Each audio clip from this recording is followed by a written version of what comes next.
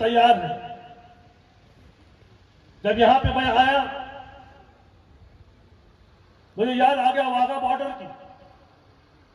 हिंदुस्तान और पाकिस्तान के बॉर्डर पे आप कभी गए होंगे, अमृतसर के पास में वाघा बॉर्डर, वहां पे रोज शाम को मिलिट्री की परेड होती है और माहौल ऐसा होता है कि शरीर पे कांटा आ जाए। इस देश में बहुत सारी पार्टियां हैं, ऐसा लग रहा था कि ये मिलिट्री का काम है, भारत देश की मिलिट्री का काम है जो पाकिस्तान के खिलाफ लड़ने के लिए एकदम तैयार है। दोस्तों, मैं आपका अभिनंदन करता हूं कि हजारों के तादाद में आपने सतीश परिणाम जी के ऊपर मोहब्बत किया है।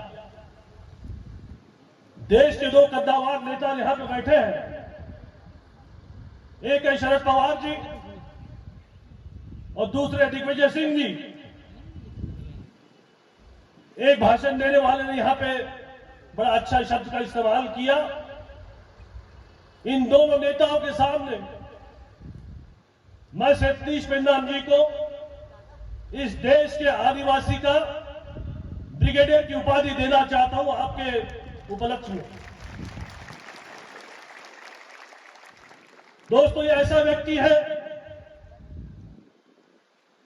कि जिसको ना जान की चिंता है ना मौत का डर। मेरे लिए इसने जान लगाया था, एक नहीं दो बार जान लगाया था। आपके बाजू में रामटेक नाम का एक लोकसभा का संसदीय क्षेत्र है, वहां पे 2 बार मैंने महाभारत की लड़ाई लड़ी थी और मैं सतीश परिणाम जी एक बार रात को बैठे थे। मैं सतीश को बोला कि भाई नहीं, क्या लड़ाई बहुत खतरनाक है, ये महाभारत से भी ज्यादा खतरनाक लड़ाई है, क्योंकि 6 के 6 विधायक भी विरोधी पार्टी के हैं। एक तरफ कौरव की सेना, 6 के 6 विधायक अपोजिशन से, हम दोनों कैसे लड़ेंगे। मैंने बोला चिंता मत करिए, मैं एक आवाज लगाता हूं मेरे भाइयों को। देवलापार का पट्टा ना, देवलापार पौनी 20,000 25,000 उठे वहां पे। रात भर इस आदमी ने रात पूरी जगह के आदिवासियों को आवाज दिया और दोनों की दोनों लड़ाई रामटेक की में जीत गई। उसका क्रेडिट मैं सतीश परिणाम को देता हूं। ऐसे लोग बार बार पैदा नहीं होते दोस्तों। एक सिनेमा का डायलॉग है अमिताभ बच्चन का, आपको याद है कि मेरे पास मां है, याद है आपको? डिटेल में नहीं जाता, समय का मैंने तो पूरी स्टोरी सुना दूंगा। न इस आदमी का कोई परिवार है, न इस आदमी का कोई रिश्तेदार है, न इसकी बीवी है, न इसके बच्चे हैं। सिर्फ इसके पास एक मां है, वो भी इंतजार करती है कि मेरा सतीश कब आएगा, कब जाएगा। जब निकल जाता तो पता नहीं वापस कब आएगा।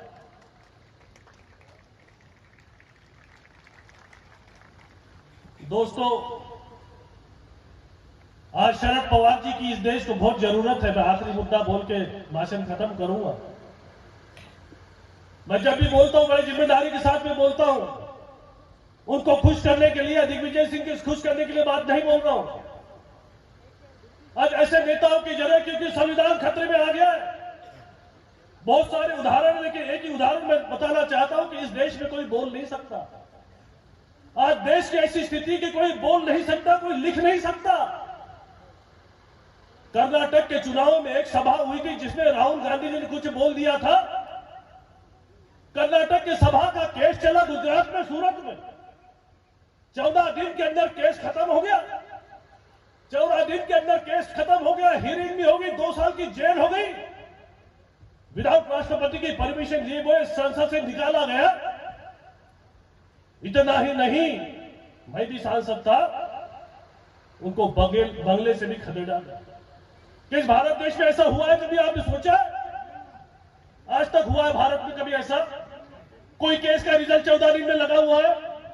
कोई सांसद को निकाला गया है? कोई सांसद को बंगले से भगा दिया गया? 6 महीने तो उसका तो अधिकार है। ये आदमी मन की बात नहीं करता भाई साहब, जो बैठे हैं पवार साहब। ना मन की बात करता, ना किसी को सीना दिखाता है। कभी सीना दिखाया? कई सीने को मीटर इंच में नापा है? आपने सुना? ये दिल की बात करता है, दिल की। एक महीना पहले की बात मैं बताना चाहता हूं, भाषण खत्म करने के पहले सेवाग्राम में एक ग्राम सभा का आयोजन किया था। वो हमारे भाई साहब आज आने वाले थे लेकिन आए नहीं। सब आदिवासी बांधव यहां पे आए और उन्होंने बताया कि साहब पैसा का एक्ट तो है लेकिन इसका हमको अधिकार नहीं मिलता। साहब समझ गए, कुछ बोले नहीं, सुन लिए। बोला अधिकार मिलेगा, जरूर अधिकार मिलेगा। दोस्तों 20 दिन के बाद में मैं आपको बताना चाहूंगा कि खुद के ऑफिस में शरद पवार जी ने यशवंतराव चौहान सेंटर खुद के ऑफिस में ट्राइबल डेवलपमेंट सेंटर चालू किया और अधिकारी देने के लिए आदिवासी को वहां पे ऑफिसर का अपॉइंटमेंट किया। जिस प्रधानमंत्री के कार्यालय में आदिवासी का ऑफिस नहीं, उसने अपने खुद के ऑफिस में कर दिया। मैं उनका धन्यवाद देना चाहता हूं। इतना ही चाहता हूं कि आपका जो दीक्षा है मैंने पढ़ा। आखिरी बात करना चाहता हूं, उसे 5 नंबर में आपने क्या लिखा है जरा गौर से देखिए। इस दीक्षा में लिखा है कि धर्म, जात और वर्ण, इन लोगों को हम खत्म करना चाहते हैं। आपकी दीक्षा में लिखा है कि धर्म, जात और वर्ण जिसको मानेगा उसको हम खत्म कर देंगे। ये मनुस्मृति वाले लोग धर्म की जो राजनीति करें खतरनाक है।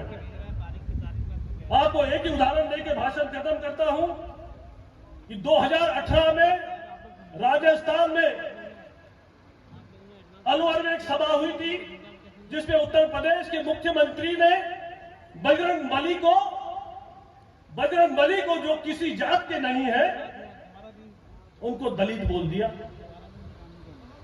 मामला इतना जबरदस्त उठ गया कि वहां के लोग खड़े हो गए, भाई भगवान बजरंग बली कोई जात के हो सकते।